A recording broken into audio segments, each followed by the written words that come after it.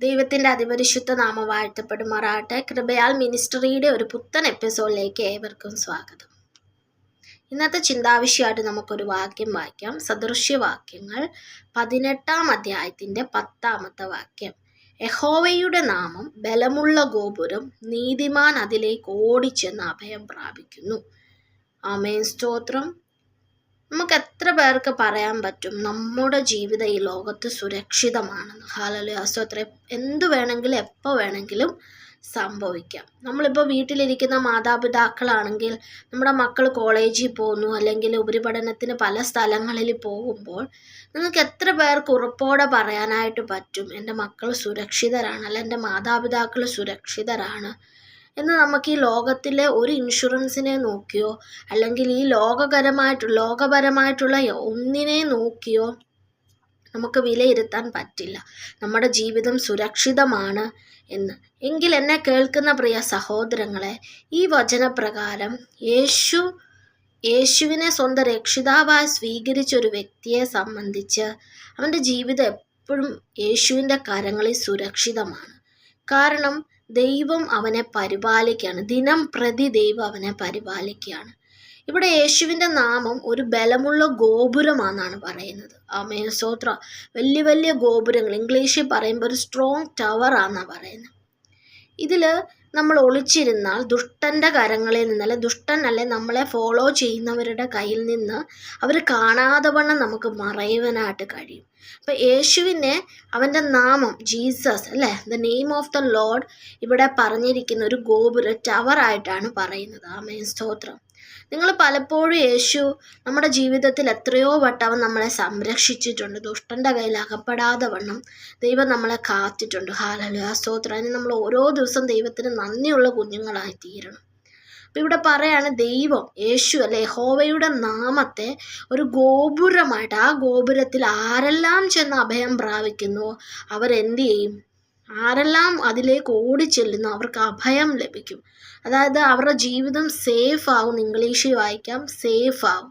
അതായത് സുരക്ഷിതമാവും അല്ലെ. ഒരു പ്രശ്നം കൂടാതെ വണ്ണം അവർക്ക് ക്രിസ്തുവിൽ മറഞ്ഞിരിക്കുവാനായിട്ട് കഴിയും. നമുക്ക് ഈ ലോകത്ത് മറ്റൊന്നിലും സുരക്ഷിതം കണ്ടെത്തുവാനായിട്ടോ അല്ലെങ്കിൽ നമ്മുടെ ജീവിതത്തിൽ ഒരു സംരക്ഷണം പൂർണ്ണമായിട്ട് ലഭിക്കുവാനായിട്ട് കഴിയില്ല. എല്ലാത്തിനും ലിമിറ്റേഷൻസ് ഉണ്ട്. ആമേൻ, സ്തോത്രം. എന്നെ കേൾക്കുന്ന ആർക്കെങ്കിലും നിങ്ങളുടെ ജീവിതം ഒരു സുരക്ഷിതമല്ല, നിങ്ങളുടെ മക്കളുടെ ലൈഫ് ഒരു സുരക്ഷിതമല്ല എന്ന് നിങ്ങൾക്ക് തോന്നുന്നുണ്ടെങ്കിൽ യേശുവിനെ സ്വന്തം രക്ഷിതാവായിട്ട് നിങ്ങൾക്ക് സ്വീകരിക്കാം. ആമേൻ, സ്തോത്രം. നിങ്ങളുടെ ജീവിതം യഹോവ കാത്തുകൊള്ളും അവൻ്റെ കരങ്ങളിൽ. ആമേൻ, സ്തോത്രം. നമുക്കിതിനെ അനുബന്ധിച്ച് ഒരുപാട് വാക്യങ്ങൾ വചനത്തിൽ പറയുന്നുണ്ടെങ്കിലും ചില വചനങ്ങൾ മാത്രം നമുക്ക് ഇന്ന് ശ്രദ്ധയിൽപ്പെടുത്താം. അതായത് 125-ാം സങ്കീർത്തനം പറയാണ്, യഹോവയിൽ ആശ്രയിക്കുന്നവർ കുലുങ്ങാതെ എന്നേക്കും നിൽക്കുന്ന സിയോൻ പർവ്വതം, അത് മൗണ്ട് സിയോണിന് തുല്യമാണ്. അതായത് ഇവിടെ യഹോവയിൽ ആശ്രയിക്കുന്ന ഒരു വ്യക്തി, ഇപ്പം ഈ പർവ്വതത്തെ ഇവിടെ സിയോൻ പർവ്വതം അതെത്ര ആരെക്കൊണ്ടും കുലുക്കുവാൻ കഴിയില്ല. അത് വിൽ നോട്ട് ബി അത് എന്ത് ചെയ്യത്തില്ല, ഒരിക്കലും നമുക്കതിനെ എന്ത് ചെയ്യാൻ പറ്റത്തില്ല, കുലുക്കുവാനായിട്ട് പറ്റത്തില്ല. അപ്പോൾ ദൈവവചനം പറയാണ് അത് എന്നേക്കും നിൽക്കുന്നതാണ്. ഒരു മനുഷ്യനെ കൊണ്ട് അതിനെ ഷേക്ക് ചെയ്യാനായിട്ട് പറ്റത്തില്ല. ആമേൻ, സ്തോത്രം.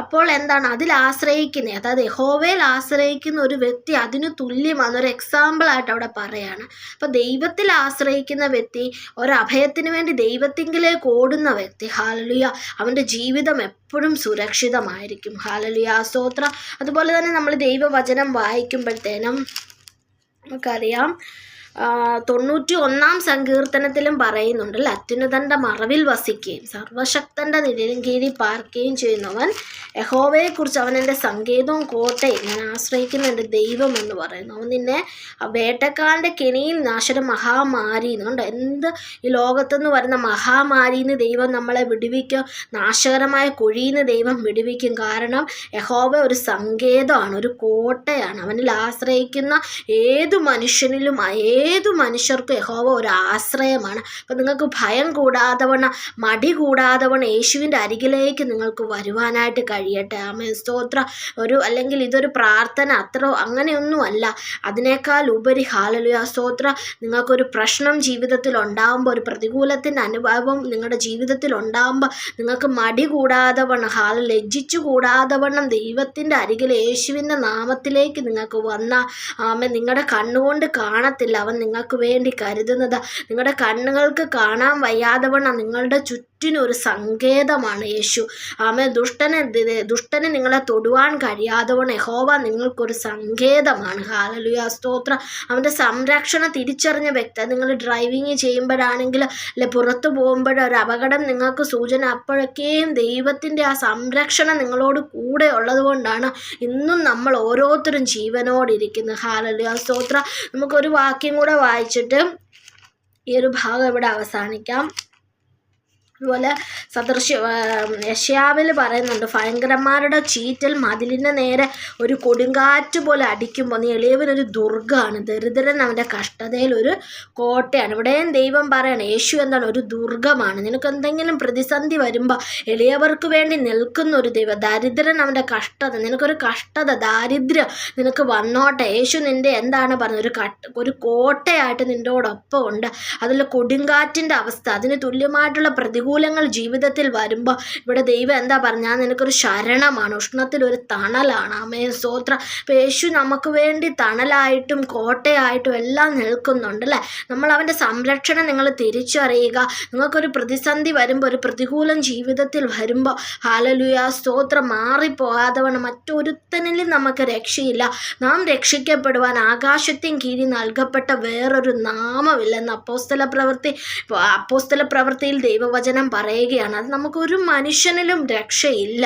നിനക്കൊരു ബുദ്ധിമുട്ടോ പ്രയാസമോ ഒരു അപകടം വരുമ്പോൾ ഒരു മനുഷ്യനിലും മനുഷ്യജാതികൾക്ക് രക്ഷയില്ല. എന്നാൽ നമുക്ക് രക്ഷപ്പെടുവാൻ ഒരേ ഒരു നാമമുള്ള അത് യേശു എന്ന നാമമാണ്. ഹല്ലേലൂയ സ്തോത്രം. അതുകൊണ്ട് ഈ നാളുകളിൽ മറ്റുള്ളവരിൽ ആശ്രയം നമ്മൾ വെക്കാതെ വേണം യഹോവയിൽ ആശ്രയിക്കുന്നവർ ഒരു കുലുങ്ങാത്ത സിയോൻ പർവ്വതം പോലെ അവരെന്നും എന്നേക്കും നിൽക്കും. ഹല്ലേലൂയ സ്തോത്രം. അതുപോലെ തന്നെ അപ്പോസ്തല പ്രവൃത്തിയിൽ ഒരു വചനമുണ്ട്. അതായത് അപ്പോസ്തല പ്രവൃത്തിയിൽ ഷീലാസിനെയും പൗലോസിനെയും എന്ത് ചെയ്തു? പിടിച്ചു അല്ലേ. ഇവരെ എന്ത് ചെയ്തു? അവരെ പിടിച്ചിട്ട് അധിപതികളുടെ മുമ്പിൽ കൊണ്ടുവന്ന് അവരെ അടിപ്പാനും അവരെ അതുപോലെ തന്നെ കാരാഗ്രഹത്തിലാക്കുവാനായിട്ടൊക്കെ ഇടയായിത്തീർന്നു. അപ്പോൾ അവരെ സൂക്ഷ്മത്തോടെ കാപ്പാൻ വേണ്ടി ഒരു കാരാഗ്രഹ പ്രമാണിയെ ഏൽപ്പിക്കുകയാണ്. അപ്പോൾ ഇവരിങ്ങനെ പ്രാർത്ഥിച്ചു. പൗലോസും ഷീലാസും പ്രാർത്ഥിച്ചപ്പോൾ തന്നെ എന്ത് ചെയ്തു? പെട്ടെന്നൊരു ഭൂകമ്പം ഉണ്ടാകുവാനും കാരാഗ്രഹത്തിൻ്റെ അടിസ്ഥാനം കുലുങ്ങി വാതിലൊക്കെയും തുറന്നുപോയി. അപ്പം എല്ലാവരും എന്ത് ചെയ്തു? കാരാഗ്രഹ പ്രമാണിയാണ്. കാരാഗ്രഹ പ്രമാണിയുടെ ജോലിയായിരുന്നു അവരെന്ത് ചെയ്യുന്നു? അവരെ തടവി സൂക്ഷിക്കണം. അവരിവിടുന്ന് രക്ഷപ്പെടാൻ പാടില്ല. പൗലോസ് ഷീലാസിനെ സൂക്ഷിക്കണം. അവരിവിടുന്ന് രക്ഷപ്പെടാൻ അദ്ദേഹത്തിൻ്റെ ഡ്യൂട്ടി ആയിരുന്നു അതല്ലേ. പക്ഷെ എന്ത് ചെയ്തു? ദൈവപ്രവൃത്തി മൂലം അവരെന്ത് ചെയ്തു? അവരുടെ ചെങ്ങലകൾ അഴിഞ്ഞു. അപ്പം എന്ത് ചെയ്തു? തൻ്റെ ഭാവി അവിടെ നശിക്കുകയാണ്. കാരാഗ്രഹ പ്രമാണി എന്താണ് ഇനി ഇവിടെ നിന്നിട്ട് ജീവനോടെ നിന്നിട്ട് കാര്യമില്ല. കാരണം അവനെ ജോലി ഏൽപ്പിച്ച രാജാക്കന്മാർ അവനെ കൊല്ലും അല്ല. ആ അധിപതികൾ അവരെ എന്ത് ചെയ്യും? അവൻ ഈ കാരാഗ്രഹ പ്രമാണിയെ കൊല്ലുമെന്ന് ഉറപ്പാണ്. ഹല്ലേലൂയ സ്തോത്രം. അപ്പോൾ എന്ത് ചെയ്തു? ഇവരെല്ലാം രക്ഷപ്പെട്ടു. ചങ്ങല വിട്ട് പൗലോസ് ഷീലാസ് രക്ഷപ്പെട്ടു എന്ന് കണ്ടപ്പോൾ അവൻ സ്വന്തം വാളൂരി അല്ലേ ഓടിപ്പോയി ഒഴിച്ച് വാളൂരി തന്നെത്താൻ കൊല്ലുവാൻ ഭാവിച്ചു. അപ്പോൾ പൗലോസ് ഷീലാസ് ഓടി വന്ന് അവനോട് പറഞ്ഞു, എന്താ ഞങ്ങൾ ഇവിടെ തന്നെ ഉണ്ടല്ലോ. ഹല്ലേലൂയ സ്തോത്രം. ഉടനെ ഇവൻ ചോദിക്കണം, രക്ഷ പ്രാപിപ്പാൻ ഞാൻ ഇനി എന്തു ചെയ്യണം? അവൻ മുന്നോട്ടേക്ക് ഇനി രക്ഷയില്ല. ആമേൻ സ്തോത്രം. അവൻ്റെ ജീവിതം അവിടം കൊണ്ട് നിന്നു. അപ്പോൾ അവൻ ചോദിക്കണം, ഇനി രക്ഷ പ്രാപിപ്പ യജമാനന്മാരെ ഞാൻ ഇനി എന്തു ചെയ്യണം? ആമേൻ സ്തോത്രം.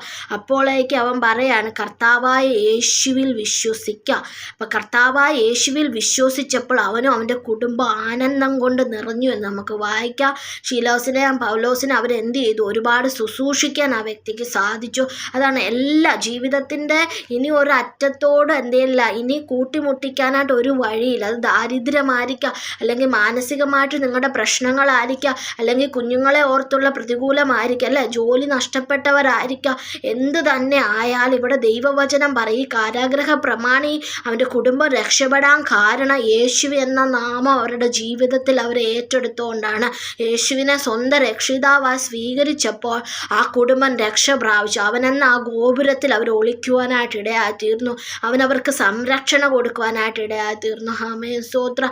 എന്നെ കേൾക്കുന്ന പ്രിയ സഹോദരങ്ങളെ, ആകാശത്തിലെ പക്ഷികൾ അല്ല ആകാശത്തിലെ പറവകളെ നോക്കുവിൻ, അവരൊന്നും അവർക്ക് വേണ്ടി അധ്വാനിക്കുന്നില്ല, നൂൽക്കുന്നില്ല, എങ്കിലും സ്വർഗസ്ഥനായ പിതാവ് അവരുടെ ആവശ്യങ്ങളെ അറിഞ്ഞ്. ആമേൻ, സ്തോത്രം. വിചാരപ്പെടുന്നതിനാൽ നമ്മുടെ ജീവിതത്തിൽ ഒന്നും കൂട്ടുവാൻ കഴിയുകയില്ല. ഇന്ന് നീ ആയിരിക്കുന്ന അവസ്ഥ എന്തു തന്നെ ആയാലോ, അത് പ്രതിസന്ധിയിലായാലോ അല്ലെ മുന്നോട്ടേക്കൊരു സ്റ്റെപ്പ് പോലും വെക്കാൻ കഴിയാതെ വണ്ണം ജീവിതത്തിൻ്റെ പ്രതിസന്ധിയിലായിരിക്കുന്ന ഒരു വ്യക്തിയാണ് നീയെങ്കിൽ, ഹല്ലേലൂയ, സ്തോത്രം. യേശുവിൽ നിനക്കൊരു സംരക്ഷണയുണ്ട്. നിൻ്റെ ജീവിതത്തിൽ അവൻ ഒരിക്കലും നിന്നെ എന്ത് ചെയ്യത്തില്ല, അവൻ നിൻ്റെ പ്രാണനെ പാതാളത്തിൽ വിടുകയില്ല. ദ്രവ്യത്വം കാണുമ്പോൾ അവൻ നിന്നെ സമ്മതിക്കത്തില്ല. അവൻ മനസ്സലിവുള്ള ദൈവമാണ്, അവൻ ദീർഘക്ഷമയുള്ള ദൈവമാണ്. അവൻ നിൻ്റെ പാപങ്ങളെ ക്ഷമിപ്പാൻ ദൈവത്തിനെ കഴിയൂ. ഹല്ലേലൂയ, സ്തോത്രം. അതുകൊണ്ട് എന്നെ കേൾക്കുന്ന പ്രിയ സഹോദരങ്ങളെ, നിങ്ങൾ ഏതൊരു അവസ്ഥയിലായിരിക്കുന്ന വ്യക്തിയാണെങ്കിലും നിന്നെ രക്ഷിപ്പാൻ യഹോവയെ എന്ന ഗോപുരത്തിൽ യേശു എന്ന നാമം നീ എന്ത് ചെയ്യണം, ഹൃദയം കൊണ്ട് വിശ്വസിക്കുക, വായുകൊണ്ട് ഏറ്റുപറയുകയും ചെയ്യുന്നവർക്ക് അവൻ ദൈവമക്കളാകുവാൻ അവൻ എന്ത് ചെയ്ത് അധികാരം കൊടുത്തു. അവനെ കൈക്കൊണ്ട് അവൻ്റെ നാമത്തിൽ വിശ്വസിക്കുന്ന ഏവർക്കും അപ്പം യേശുവിനെ സ്വന്തം രക്ഷിതാവായി സ്വീകരിക്കുകയും വിശ്വസിക്കുകയും ചെയ്ത നീയും നിൻ്റെ കുടുംബവും രക്ഷ പ്രാപിക്കാനായിട്ട് ഇടയായിത്തീരും. അതുകൊണ്ടല്ല നിങ്ങൾ നീറുന്ന പ്രശ്നങ്ങളിൽ നിന്ന് ഒരു മനുഷ്യനും നിങ്ങളെ രക്ഷിപ്പാൻ കഴിയുകയില്ല. ആമേൻ, സ്തോത്രം. നിങ്ങളായിരിക്കുന്ന അവസ്ഥ അത് പറഞ്ഞു കഴിഞ്ഞാൽ അവർ പറയും, എനിക്കും ഇങ്ങനെയായിരുന്നു, കഴിഞ്ഞ നാളുകളിൽ ഞങ്ങൾക്കും ഇങ്ങനെ ആയിരുന്നു എന്നേ അവർ പറയും. പക്ഷെ നിന്നെ പൂർണ്ണമായും രക്ഷിപ്പാൻ യഹോവ സമർത്ഥനാണ്. അവൻ നിനക്ക് മതിയായവനാണ്. ഹല്ലേലൂയ. അപ്പോൾ ഈ നാളുകളിൽ കേട്ടപ്പെട്ട വചനപ്രകാരം വെറുതെ യേശു യേശു എന്ന് പറയാതെ ആ നാമം രുചിച്ചറിയുക. അവൻ നിനക്കൊരു കോട്ടയാണ്, അവൻ നിനക്കൊരു സങ്കേതമാണ്, അവൻ നിനക്ക് ഉറപ്പുള്ളൊരു ഗോപുരമാണ്. ഹല്ലേലൂയ, സ്തോത്രം. അതിൽ പർവ്വതങ്ങളിൽ എത്ര അതിലെ വെള്ളം ഇരച്ചു കലങ്ങിയാൽ അത് നിൻ്റെ പ്രാണനോളം എത്താതെ വേണം ക്രിസ്തു നിന്നെ കാക്കുക. അതുകൊണ്ട് എന്നെ കേൾക്കുന്ന പ്രയാസം, നിങ്ങളുടെ ജീവിതം നിങ്ങൾക്ക് സുരക്ഷിതമല്ല എന്ന് തോന്നുന്നുണ്ടെങ്കിൽ നസ്രാനായ യേശുവിനെ സ്വന്തം രക്ഷിതാവായി സ്വീകരിക്കുക. മുന്നോട്ടേക്കുള്ള ജീവിതം അവൻ നോക്കിക്കൊള്ളും. ഹല്ലേലൂയ, സ്തോത്രം. ഈ വചനങ്ങളാൽ ദൈവം നമ്മളെ ഓരോരുത്തരെ അനുഗ്രഹിക്കുമാറായിട്ട് നമുക്ക് അല്പസമയം പ്രാർത്ഥിച്ച് ഈ സെക്ഷൻ ഇവിടെ അവസാനിപ്പിക്കാം. കരുണാസമ്പന്നനായ ഞങ്ങളുടെ ദൈവമായ യഹോവേ, അപ്പാ ഇന്ന് കേട്ടപ്പെട്ട വചനപ്രകാരം ജീവിതത്തിൽ പ്രയാസത്താലും പ്രതികൂലങ്ങളായിരിക്കുന്ന വ്യക്തി ജീവിതങ്ങളെ അപ്പാ നീ തൊടുമാറാകണേ. അപ്പാ നീ ഞങ്ങൾക്ക് തന്ന സമാധാനം കർത്താവെ ലോകം തരുന്ന സമാധാനമല്ലല്ലോ അപ്പച്ച. ദൈവമേ, നീ ഞങ്ങൾക്ക് തന്നേച്ചു പോയത് അപ്പച്ച ലോകം തരാത്ത സമാധാനത്താ ചില കുടുംബങ്ങൾ, ചില വ്യക്തി ജീവിതങ്ങളെ നീ തൊടുമാറാകണമേ എന്ന് പ്രാർത്ഥിക്കുന്നപ്പ. ചില കുണ്ടറകളിലായിരിക്കുന്ന വ്യക്തികൾ, കാരാഗ്രഹത്തിലായിരിക്കുന്ന വ്യക്തികൾ അപ്പച്ച. ദൈവമേ, പുറകോട്ട് വെളിച്ചം കാണാതെ വണ്ണമായിരിക്കുന്ന കുറേ വ്യക്തികൾ അപ്പച്ച. ദൈവമേ, അന്ധതയിലായിരിക്കുന്ന ദൈവമേ, ഈ ലോകത്തിലെ പ്രഭു ആമേ സ്വോത്രം ഈ ലോകത്തിലെ കർത്താവെ അവരെ ഈ ലോകത്തിലേക്ക് വലിച്ചോണ്ട് കൊണ്ടുപോകുന്ന ചില ദുരാത്മാക്കളപ്പച്ച യേശുപ്പച്ച അവരുടെ ഹൃദയങ്ങളെ കർത്താവ് മലിനപ്പെടുത്തുന്ന ദുർശക്തികളിൽ നിന്ന് അവരെ വിടുവിക്കുമാറാകണമേ എന്ന് പ്രാർത്ഥിക്കുന്നു അപ്പച്ച. ദൈവപ്രതിമയായ ക്രിസ്തുവിൻ്റെ തേജസ്സുള്ള സുവിശേഷം ഘോഷിപ്പായിരിക്കും അവരുടെ ഹൃദയങ്ങളെ കുരുടാക്കി വെച്ചിരിക്കുകയാണല്ലോ അപ്പ. അവരുടെ ഹൃദയങ്ങളെ നീ തൊടുമാറാകണേ. നസ്രാന യേശുവിനെ സ്വന്തം രക്ഷിതാവായി സ്വീകരിപ്പ, അവനോട് ചേർന്നിരുപ്പാൻ നീ അവിടുന്ന് സഹായിക്കുമാറാകണമേ എന്ന് പ്രാർത്ഥിക്കുന്നു അപ്പച്ച. ചില അന്ധകാരത്തിൽ ഇരിക്കുന്നവർക്ക് വെളിച്ചമാകുമാറാകണമേ എന്ന് പ്രാർത്ഥിക്കുന്നു. അടിയങ്ങൾ പ്രാർത്ഥിക്കുമ്പോൾ തന്നെ യേശുവിൽ ആശ്രയിപ്പാൻ, യേശുവിൽ നിങ്ങളുടെ ജീവിതം യേശുവിൽ സമർപ്പിച്ചുകൊണ്ട് മുന്നോട്ട് ജീവിപ്പാൻ അവരെ ബലപ്പെടുത്തുമാറാകണമേ എന്ന് പ്രാർത്ഥിക്കുന്നു. അടിയൻ്റെ പ്രാർത്ഥന യാചനം കേട്ട യേശു നാമത്തിൽ തന്നെ ആമേ, സ്തോത്ര. വീണ്ടും ഒരു പുത്തൻ എപ്പിസോഡുമായിട്ട് നമുക്ക് വീണ്ടും കാണാം. നിങ്ങളുടെ എല്ലാവരുടെയും പ്രാർത്ഥനയെ ചോദിക്കുന്നു. ദൈവം നിങ്ങളെല്ലാവരും അനുഗ്രഹിക്കുമാറാകട്ടെ.